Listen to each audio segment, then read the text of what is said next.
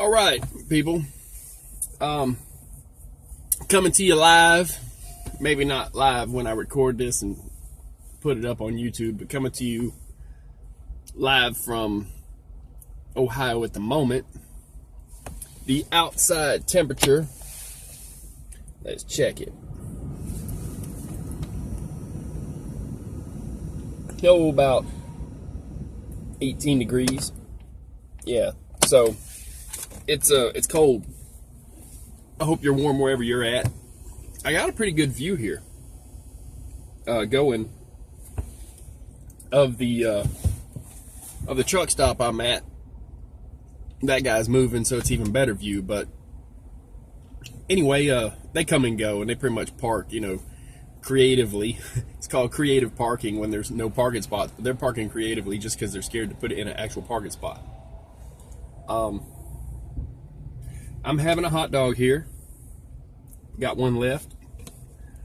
And chili dog, and I'm going to have a cigar when I'm done. I wanted to give you the view of my outside view first, and then we'll talk about my cigar. And I want to talk today, the topic of this video is going to kind of be about old school trucking. And when I'm talking old school, I'm talking about back when they had suicide shift kind of thing where, double sticks and you had to reach through the steering wheel because it took both hands, from high to low and stuff. And a lot of you may have actually drove a truck like that. Most of them was just around a yard because they kept it as a yard dog, something just to move trailers back and forth from dock to dock or from the yard to a dock.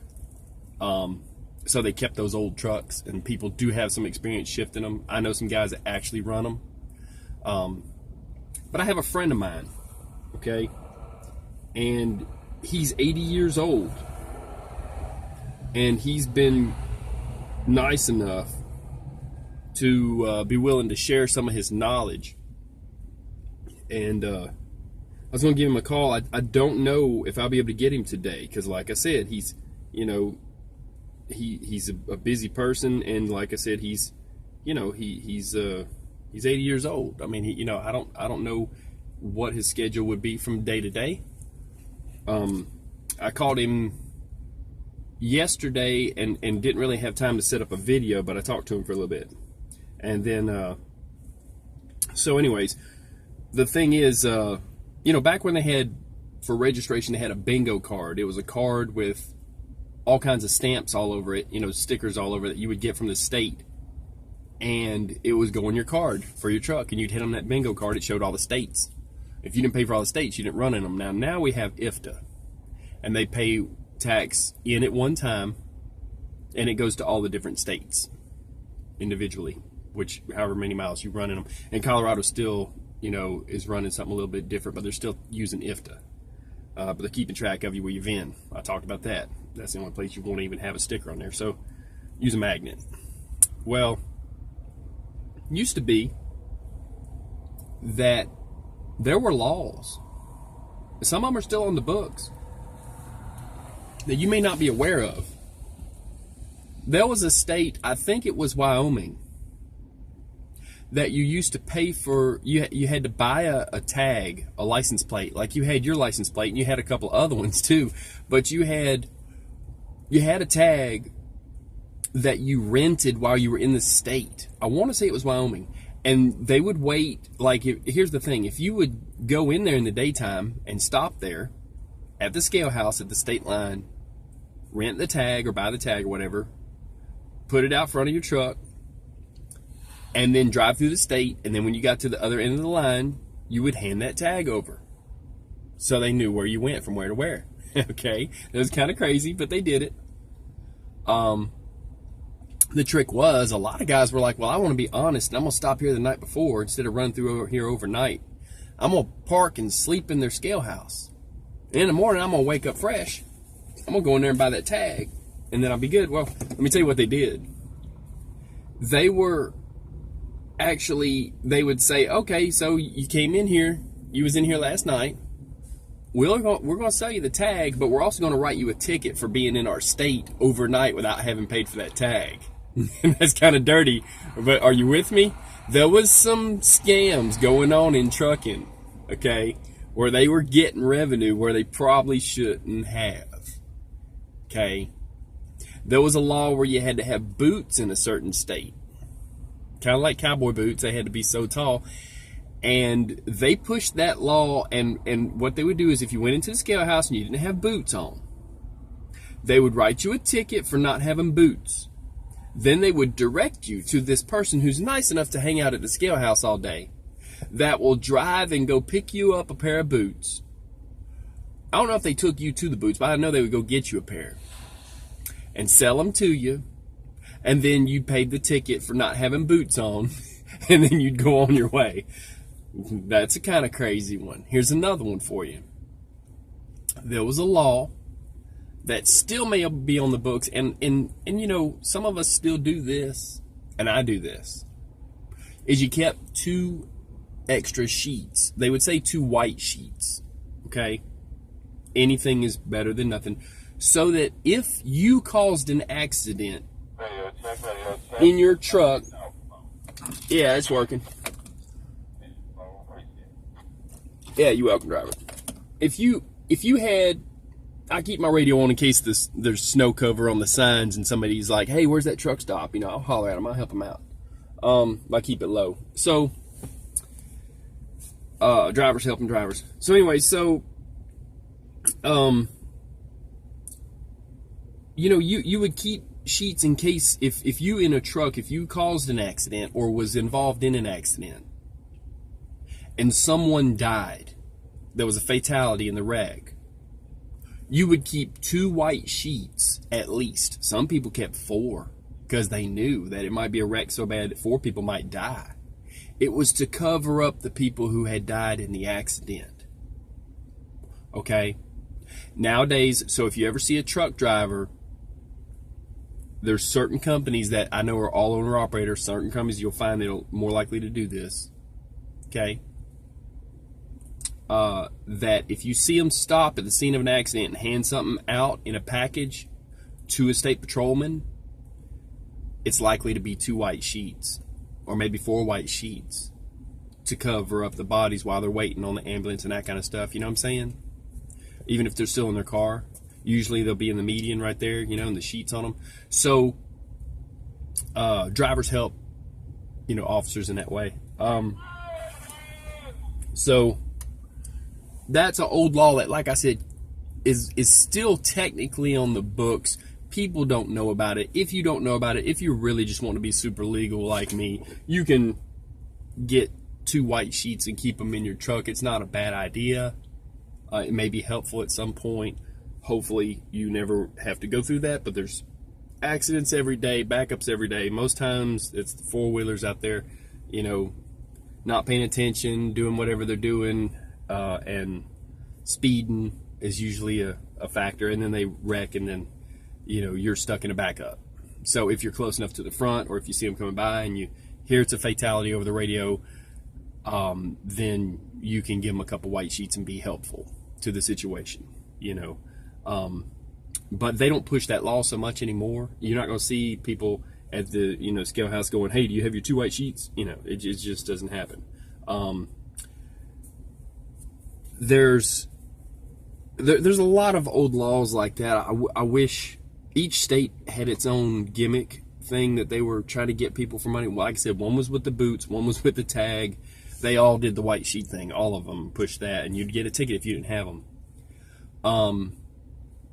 Actually, most times they would give you a warning depending on the state. Of course, they have anti-idling laws in some states now. But as far as older laws, they used to have a law that you couldn't have. Like coming down this mountain in California, I heard from several drivers, but I've just recently heard from one guy that people, if you hit your brakes, that meant you were going too fast, and so the state trooper could write you a ticket. But if they didn't see your taillights, then that meant that you were okay. Well, one guy, he had a Jake brake that he could go downhill, and it would hold him at 55, but 55 was fast. It was 15 miles an hour down the hill. But he never hit his brakes. And the officer stopped him and said, said, hey, you're you were supposed to be going a lot slower than that. And he's like, yeah, but you didn't see me hit my brakes, did you? He said, no, but y'all got them switches in them trucks that'll turn your taillights off, right? He said, but not in my truck, because that was illegal to run a switch like that. And he wasn't running one like that. But the story behind that story is that he had a get out of jail free card. He said he knew a state trooper. Now this is an old story, so don't hold me to who and what, but said he had a courtesy card because he knew a state trooper. He had 2 of them. And the guy pretty well let him go with a warning because he knew somebody that had, I don't know, it gets get out of jail free card. So anyways, so yeah, that's a kind of crazy story, but there was a law that you couldn't have a dial to turn off your taillights, because there was a rule that said, hey, if you hit your brakes going down the hill, that meant you was going too fast and you knew it, and you should have been going slower at the first of the hill, and so they'll write you a ticket. It was kind of a weird thing going on back then. And I'll go one further too. This is what Gary told me. Okay, you're talking, he's 80 years old, he's been around, and he was driving back in the 50s. He quit in the 90s, if that tells you anything. So he told me a story where it used to look like going up a mountain. He said it looked like people was hitchhiking a ride on the side of the trucks. I said, hitching a ride? He says, yeah, that's what it looked like if you didn't know any better. He said, but back then they didn't have air conditioning in those trucks. And the driver would get hot. And those things you could turn the fuel up in them so, like all the way up so much that flames would be coming out of the top of the stack of the truck about 2 foot tall. So that was creating heat. Plus it was a hot day. So they were running motors hot. He said what they would do, it looked like somebody was hitchhiking a ride on the running boards. Okay, not steps, running boards, because these are old in the 40s and 50s. Old 18-wheelers and old trucks. What they would do is this. They'd be climbing up that hill, and they had a pull valve, kind of like a choke pull on an old tiller or on an old tractor or on an old pickup truck. That pull. They had a pull cable that would be the throttle for throttling it up, and they could rev it all the way up like that and have it in gear, pull that thing up. And get this, they would open up the driver's side door. This is climbing a mountain. Now he says you could run faster than those trucks were moving. A person could run faster than they were moving. So what they would do is they would pull out that valve and lock the gas pedal all the way to the floor. And they would have it in gear, and they would open up the driver's side door and stand on the running board now and drive up the mountain like that. Okay? Standing outside with the door open, steering with their hand in the truck, they'd be on the running board with the door open, driving up that hill, trying to get some air for some air conditioning because it was hot, and they didn't have no AC back then. So, I wanted to tell that story. I had a friend of mine said, man, I can't wait till you interview this guy because that's crazy awesome, right? And so that story was actually by him. I'm going to try to give him a call in a second here. And if we don't get him, that's fine. I'm going to get him on another conversation. I'm going to let him talk about whatever he wants to talk about because he knows a lot about how things used to be and what they have to struggle through.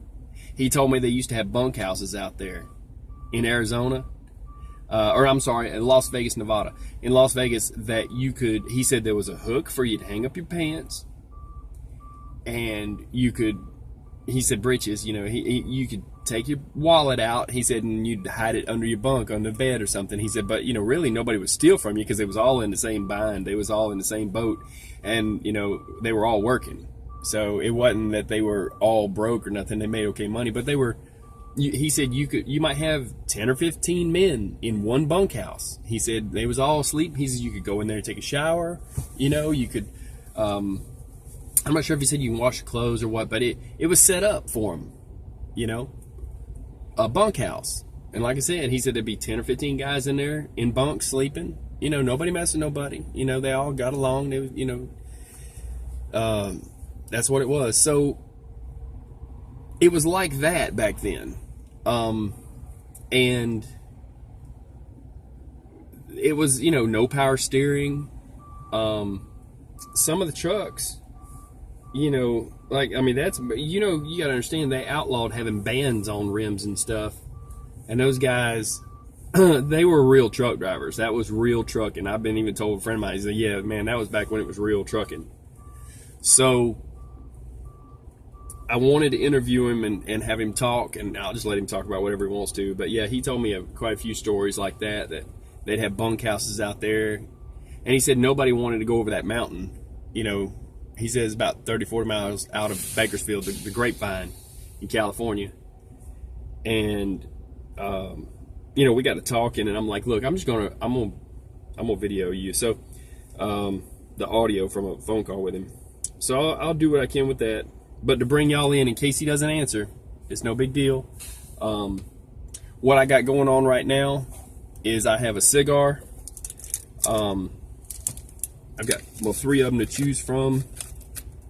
And I'm thinking right now of this Padron, Padron. I was going to move my camera and show you, but I mean, I got it set up right now, and I kind of like it the way it is. So this right here, this Padron, Padron, and I'll hit a light on it, is Padron, handmade, you know, imported, you know. So Padron is one of the best ones that I would give this right now a 9.9 out of all cigars, okay? And this is not a Churchill length. Usually I get Churchill lengths. This one is, well, a little bit longer than the ones that, we're about the size of the ones that Kennedy smoked. It was a certain size that he liked. So, but now that I've messed up your view a little bit, that fog will go away here. Here, I'll help you out. Anyway, so I'm going to have that other hot dog and have that, and we're going to try to give him a call real quick, try to get him on the horn. But I thought it was a very interesting conversation that I had with him. I'll try to put up a picture of an old-timey truck for the video screen for this video. And yeah, let's see if we can just, because I don't think I can bring it up on my gallery. Yeah, this probably won't even let me look at my pictures for reasons of having all the videos I've got. Yeah, it won't let me do it. That's all right. So let's give him a call real quick and see what he's up to. Bring him in on the conversation.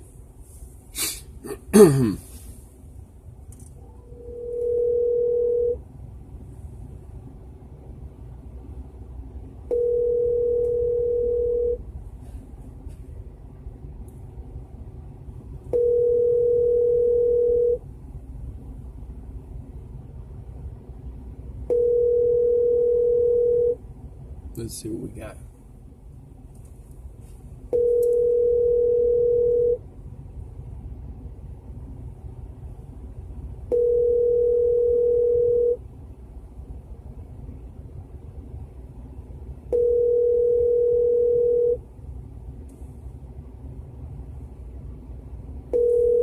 Like I said, if I can't get him, we'll get him on here. His name's Chuck. He's 80 years old now, in his 80s. And I will get him on another one. If I don't get him on this one, no worries. Okay, so he may call me back. Sometimes he calls me back. But I'll give him a chance to. I've got a friend of mine, Dirty White Boy. I was going to give him a call in a bit, and I'll do another video on that. But if anything, I wanted to give Chuck a chance to call me back, so I'll wait. We couldn't get him this time. No worries, we will get him. But yeah, back when they had, you know, he said, like he told me, he says it used to be that you would have, if there was a truck on the side of the road, 5 or maybe 10 drivers would stop to help him. They might have to put a clutch in it right there on the spot. Some guys even did in frames at the truck stops back then. Okay, if you could, well, once they got into those types of diesel motors, I mean, you're talking back then. You're talking, it was a little different than that, but it got into where they did so much. They already did their own work. They change out turbos and stuff. I know guys that still do it today. They'll drive it till they know they need an in frame. They buy all the parts. They'll do it in the truck stop parking lot during the break or whatever. So there's still a lot of us out here working on our own stuff. I don't do an in-frame on my own truck. I pay them to do it because it's warranted, but I'm with them. I'll change a turbo. I'll fix an exhaust leak. I've changed a manifold gasket. This guy freaked out. He's like, man, you got your whole truck apart. I had the turbo on the ground. I had the exhaust down, and it was crazy. I had to drill out a bolt because I had a broken bolt. And I'm like, I'm just going to pull the whole thing down, get that bolt out and drill it. And if I have to ease it out or tap it out or whatever, I was using a torch, heating it up and taking it. He's like, man, where's the driver? I'm like, I am the driver. He thought I was the mechanic. So, yeah, I changed out. It was single gaskets on a Cummins. They were each single little circle things. And so I changed out the ones I needed. And, if you can't get a bolt, if there's a bolt that's broken on a manifold, you can take the bottom bolt or top bolt, the opposite one, out, and you can put a bolt into the side of the head, and you can actually put a piece of metal across to where that bolt hole is, put a head of a bolt through there, and you can kind of pull it tight to the head, and it will stop an exhaust leak with a new gasket. You can do that. But like I was saying, there's still guys that do all that work. But back then, on the side of the road, back to that, they used to be, 5 or 10 guys that would stop because they had to change their own tires.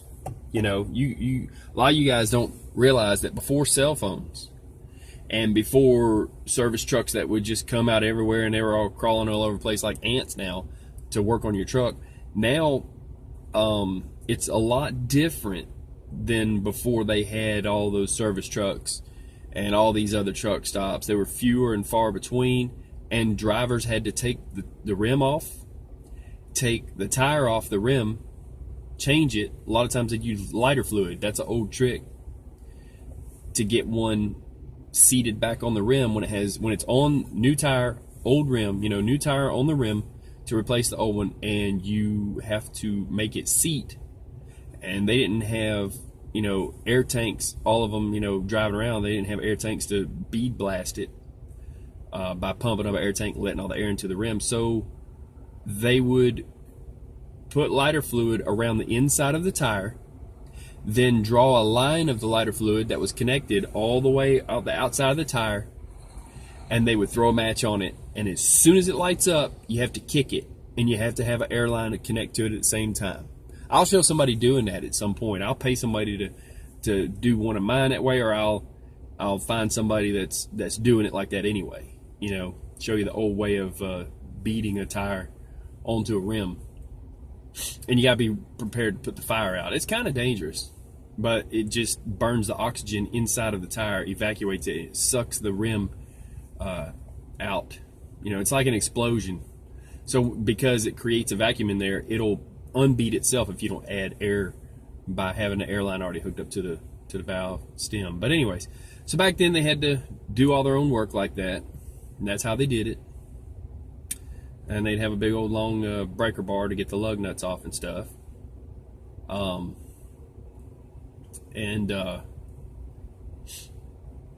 There was a lot more work a driver had to do, and drivers helped each other out because of it. And everybody carried tools. Everybody was on the same page, and they were all mechanics first and drivers second. So, yeah, it was a different world back then. And today, people act like they don't want to help another driver, even if they had time. A lot of people. There's a lot of us still left out here that'll help. And there's people that even do more work on their own truck than I do. It's a cost benefit analysis that you have to do on everything that breaks. Is it worth your time? Is it worth you working on? Is it worth you paying someone else to do it? Is it under warranty is the first question you got to ask, because if it's under warranty, you don't want to touch it, because it could be free unless you touch it.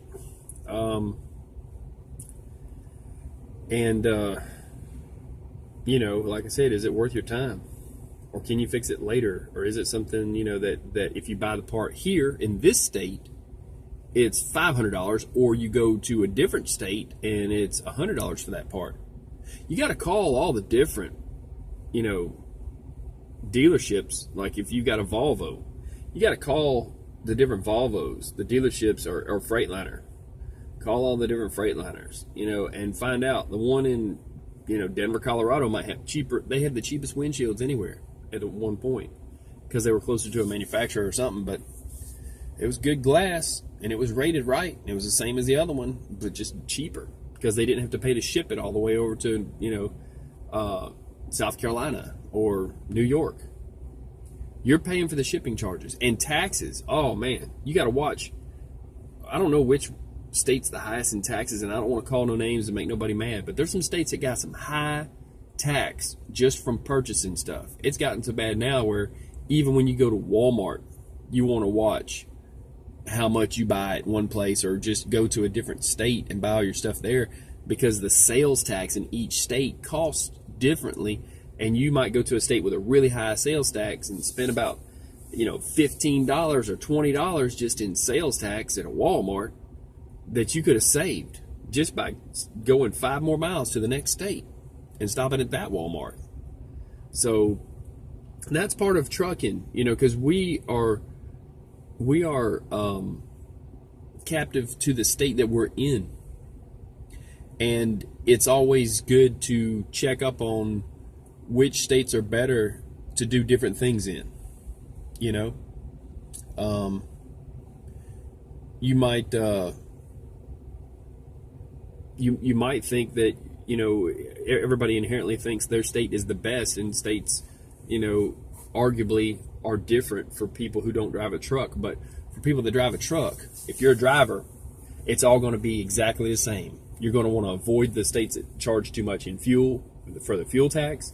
You're going to want to avoid the states that charge too much in sales tax. You're going to want to avoid driving over mountains if you can get around it. Driving through traffic in cities if you can get around it. That's the whole point of them putting loops around towns, is so if you're not going through, you can drive around and not deal with the traffic inside. But it's gotten really bad that they need a few more lanes in some places. Some places people need to learn how to use the lanes they got. So I'm going to end this video real quick. We're going to try to get Chuck on a different call, and I'm going to have this cigar, and I may call Dirty White Boy, make that a different video. But y'all stay safe, and if you know of any old laws that you want to bring up that I didn't bring up in this video, which I will with Chuck, we'll go through some more stuff, but anything you can think of that you think should go up, make a comment. And I hope everybody's staying safe out there. It's wintertime. There's snow, ice on the road if there's water. And use a winter front if it's raining or sleeting. Or if you're just going to, I would say stay off the truck or car in front of you. Keep a good following distance, and that keeps crap out of your radiator screen, out of the screen that's in front of your radiator. Okay? That's a really good way to play it, so that you don't get the stuff in there in the first place. And if you are just always riding like that, where you got all that stuff in your radiator and whatever, then it does help to have a winter front. But keep in mind, if it's a clear day like this, just because it's cold outside does not mean you need a winter front. Okay? It's not going to help your heater in your truck any. Your thermostat's going to keep your truck warm anyway. And you're just going to burn up your truck by running it hotter than it should all the time, especially over mountains. So take those winter fronts off your trucks. Yes, it looks cool, okay, but it's not really helping you. And don't put cardboard out there. I mean, that looks like crap, and it's ridiculous anyways. It blocks too much wind. You need all the air you can get going through that radiator. So, y'all stay safe, and I will get back with you. I'll get another video, and I'll get Chuck. I wanted to set him up at least to, let y'all know, introduce you to him by telling you those stories about how it was then. And y'all stay safe. I'm going to let you off of this one. I'll make another one. Peace.